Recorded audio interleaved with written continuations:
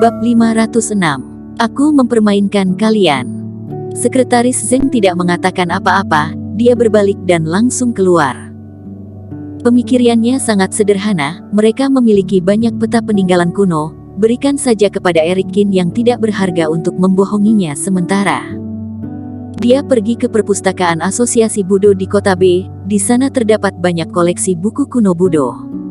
Sekretaris Zeng menghabiskan waktu yang lama mencari-cari di perpustakaan, akhirnya dia menemukan beberapa peta yang akan dia berikan.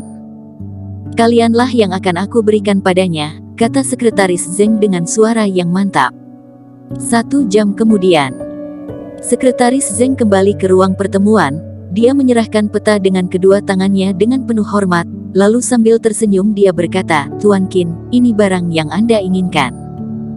Erikin meliriknya. Di peta ini ada sekitar 10 tempat, tetapi semuanya terpencil, ada beberapa tempat bahkan di pulau-pulau di luar negeri. Sungguh pintar, mungkin tempat-tempat ini penuh dengan bahaya. Erikin mengambil peta itu sambil berpikir di dalam hati. Setelah itu, dia menyimpan peta itu sambil mengangguk dan berkata, bagus. Tuan Qin, kesalahpahaman di antara kita sudah bisa dihapuskan, kan? Sekretaris Zeng bertanya sambil mencoba mencari tahu. Erikin bertanya, kesalahpahaman apa? Apa yang perlu dihapuskan? Raut wajah Sekretaris Zeng langsung berubah, lalu dengan canggung dia berkata, Tuan Qin, Anda sungguh orang murah hati yang mudah melupakan masalah yang tidak menyenangkan. Semua yang Anda inginkan akan aku kabulkan, jadi kamu benar-benar bodoh, atau berpura-pura bodoh. Erikin mencibir, kapan aku berjanji akan melepaskan kalian? Kamu tidak bisa lihat, aku hanya ingin mempermainkan kalian. Raut wajah Sekretaris Zeng langsung berubah menjadi tidak senang. Dengan raut wajah dingin dia berkata, Tuan Qin, menarik ucapan sendiri, seperti ini bukankah sangat tidak baik? Erikin tertawa dengan sinis lalu berkata, kapan Asosiasi Budo Kota B pernah menepati janji? Kenapa? Hanya kalian yang boleh mempermainkan orang lain, tapi tidak memperbolehkan orang lain mempermainkan kalian. Terlebih kamu juga tidak menggunakan otak babimu untuk berpikir. Asosiasi Budo Kota B menangkap ibuku, ingin membunuhku berkali-kali, bahkan mengusirku dari Budo Kota G. Menurutmu apakah aku akan melupakan semua dendam ini? Aku adalah orang yang akan selalu membalas dendamku. Hari ini aku akan memberitahumu, dendam antara aku dan Asosiasi Budo Kota B tidak akan pernah terhapuskan. Jika Erikin tidak tahu orang yang dipenjara adalah ibunya, maka masih ada ruang untuk berdamai dan negosiasi. Tetapi sejak Erikin mengetahui ibunya telah menderita di sini selama bertahun-tahun, selamanya dendam ini tidak mungkin terselesaikan. Erikin, kamu terlalu menindas orang. Sekretaris Zeng berkata dengan marah, tidak ada orang yang berani membodohi kami seperti ini. Mata Erikin menyipit, lalu energi yang kuat tiba-tiba membludak. Sekretaris Zeng langsung terkena serangan yang keras, tubuhnya langsung terbang dan menabrak dinding dengan keras, lalu darah mengalir dari sudut bibirnya. Tidak mau hidup lagi? Erikin bertanya dengan dingin. Sekretaris Zeng mengertakkan gigi sambil berusaha berdiri dari lantai. Meskipun menyimpan kebencian di dalam hatinya, dia tidak berani berbicara. Sungguh bodoh. Selesai berbicara Erikin langsung berbalik dan pergi. Setelah Erikin pergi, Sekretaris Zeng langsung murka. Di ruang rapat sekan ada badai, semua meja dan kursi dari kayu yang kokoh langsung hancur seketika. Erikin, kamu terlalu menindas orang. Sekretaris Zeng berkata dengan marah. Saat ini, Asosiasi Budo Kota B bisa dikatakan rugi besar. Dia tidak hanya merusak 6 senjata Grand Superior Master, tetapi juga dengan penuh hormat menyerahkan pusaka dan peta kepadanya. Dia mana mungkin bisa terima diperlakukan seperti ini.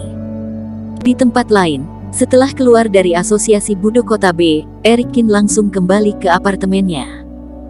Erikin sudah lama tidak kembali ke apartemen ini, jadi di dalamnya penuh lapisan debu. Setelah membersihkannya sebentar, Erikin berbaring di atas tempat tidur, entah apa yang sedang dia pikirkan. Waktu yang Roger Su berikan adalah 3 hari lagi, itu juga berarti sehari sebelum tahun baru Imlek. Hari ini adalah hari berakhirnya kerajaan bisnis keluarga Su. Keesokan harinya, begitu Eric Kin bangun, dia mendapat telepon dari kakek besar Su. Di balik telepon kakek besar Su berbicara dengan nada bicara yang serius, "Aku rasa masalah ini akan tertunda." Tertunda. Eric Kin mengerutkan keningnya. "Kenapa?" Kakek besar Su berkata, "Keluarga Su sudah keluar bertahun-tahun, rapat umum di akhir tahun ditunda sampai tanggal 6 kalender lunar tahun depan." Eric Kin diam sejenak, lalu berkata, "Semakin lama masalah ini ditunda, semakin mudah terjadi hal yang tidak diinginkan. 1 menit pun aku tidak mau menunggu lagi." Kakek besar Su menghela nafas, "Aku juga sama. Aku sudah menunggu hari ini selama belasan tahun, tapi tidak semua hal di dunia ini bisa berjalan sesuai dengan keinginan kita." Eric Kin menarik napas dalam-dalam lalu berkata, "Baiklah, aku sudah menunggu selama ini, aku juga tidak peduli harus menunggu 2 hari lagi." Eric Kin merasa sedikit kesal ketika memikirkan keluarga Su bisa melewati tahun baru Imlek dengan yang baik. Karena tidak jadi bertindak di akhir tahun, besok Eric Kin berencana meninggalkan kota B dan langsung pergi Sekte Qin. Di malam hari, di bawah cahaya lampu Eric Kin melihat peta di tangannya. Hampir seluruh peta ditandai dengan nama kota dan nama sekte. Eric Kin melihatnya dalam waktu yang lama, tapi dia tidak menemukan satupun sekte yang dia tahu. Sepertinya semua yang mereka berikan adalah sekte kecil yang bahkan tidak patut dibahas. Mungkin tidak ada harta karun, gumam Eric Kin. Setelah itu, Eric Kin tiba-tiba bertanya dengan menggunakan kerohaniannya, "Apakah kamu pernah melihat peta-peta ini?" Di dalam artefak luar angkasa, roh pimpinan partai Yin Ming yang ditangkap oleh Eric Kin bergidik. Saat ini, dia telah disiksa oleh Eric Kin hingga menjadi sangat lemah, kekuatan rohnya bahkan tidak patut dibahas. Aku pernah melihatnya," bisiknya. Eric Kin mengatakan, lalu melanjutkan berkata, "Menurutmu mana yang paling berharga?" Roh itu bergegas menjawab, "Aku tidak berani menutupi kebenaran. Ratusan atau ribuan tahun yang lalu sekte-sekte ini adalah sekte yang tidak hebat. Tapi sekte-sekte yang benar-benar besar sudah bertahan dengan yang cara lain." "Oh." Eric Kin mengangkat alisnya, "Maksudmu, di dunia ini masih ada sekte yang bertahan selama ratusan atau bahkan ribuan tahun?" "Benar. Roh ini tidak berani berbohong. Sebelum dunia berubah sekte yang hebat akan menyebar, asalkan tidak bertemu dengan musuh besar, tidak akan musnah." "Kalau begitu kenapa aku belum pernah melihatnya?" Eric Kin mengerutkan kening. Selama ini Eric Kin sudah melihat banyak sekte. Partai Tianyuan yang dikenal sebagai sekte nomor 1 di utara sudah tidak patut dibahas. Mana ada sekte besar lagi? Tentu saja Anda tidak bisa melihatnya. Pimpinan partai Yin Ming mencibir, mereka semua akan memilih untuk hidup dengan cara lain, atau bersembunyi dari dunia. Jika tidak, mereka tidak mungkin bertahan selama bertahun-tahun. Eric Kin berpikir sejenak, lalu berkata, "Aku akan memberimu waktu 1 malam. Beritahukan padaku semua sekte yang sudah berumur ribuan tahun." "Aku sudah tidak terlalu ingat lagi," kata pimpinan partai Yin Ming berkata dengan canggung. "Ingat sebisamu." Eric Kin berkata dengan tegas, "Aku hanya memberimu waktu 1 malam. Kalau kamu berani berbohong padaku, aku akan menghabisi rohmu."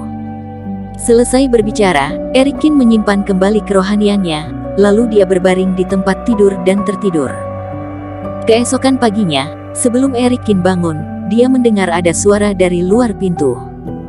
Mata Eric Kin langsung terbuka, dan dia langsung membentangkan kerohaniannya sampai ke luar pintu. Bersambung. Terima kasih telah menonton video ini sampai akhir. Jangan lupa subscribe dan nantikan kisah episode selanjutnya hanya di Novel Story. Salam.